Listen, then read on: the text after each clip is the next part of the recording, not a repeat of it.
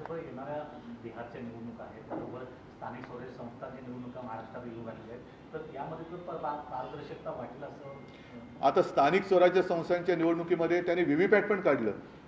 म्हणजे आम्ही जी मागणी आमची होती, एक तर बॅलेट पेपरवरती निवडणुका घ्या, व्हीव्हीपॅटवरती तुम्ही व्हीव्हीपॅट ठेवल्यानंतर त्या रिसीटची मोजणी करा. ती मोजणी कधीच झालेली नाही आहे. एक काही थोडंसं एक त्याला काय म्हणतात सिम्बॉलिक अशी मोजणी होते. आता ते व्हीव्हीपॅट पण काढून टाकतात. म्हणजे आमचा व्हीव्हीपॅटवरती सुद्धा संशय होता, ती रिसीट पडते की नाही, ती दिसते ती तशी खाली पडते की नाही. म्हणजे एक एक निर्णय हे निवडणूक आयोग स्वतःच्या मर्जीनुसार घेत चाललेले आहेत.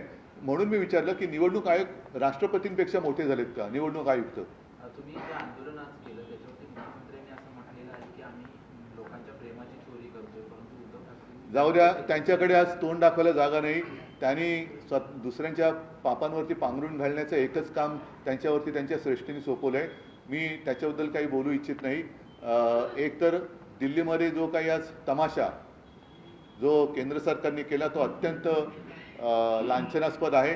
त्यांनी विरोधी पक्षांना मला असं कळलं की खासदारांना सांगण्यात आलं की तुम्हाला निवडणूक आयोगांकडे नेतो, गाडीत बसून त्यांना पोलीस स्टेशनला नेलं. आता ही माहिती किंवा ही बातमी खरी असेल तर हे उघड दरोड्याचंच काम झालं.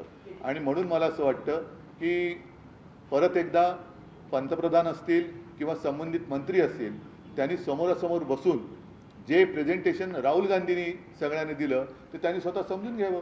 उद्धवजी, ज्या पद्धतीने दिल्लीत मोर्चा झाला, यापूर्वी देखील आपण देखील असतील आदित्यजी असतील मतदानाच्या गोळ्यासंदर्भात वारंवार पोट दाखवलेला आहे. दिल्लीत मोर्चा झाला तर महाराष्ट्रातही हा मुद्दा लावून जाणार आहात किंवा काय या दृष्टीने?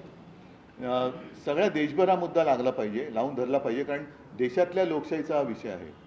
जसं लोकसभेला त्यांनी मतांची चोरी केली, महाराष्ट्रात विधानसभेला सुद्धा ते परकला प्रभाकर पण बोलले की 6 महिन्यात जवळपास 45 लाख मतं वाढली.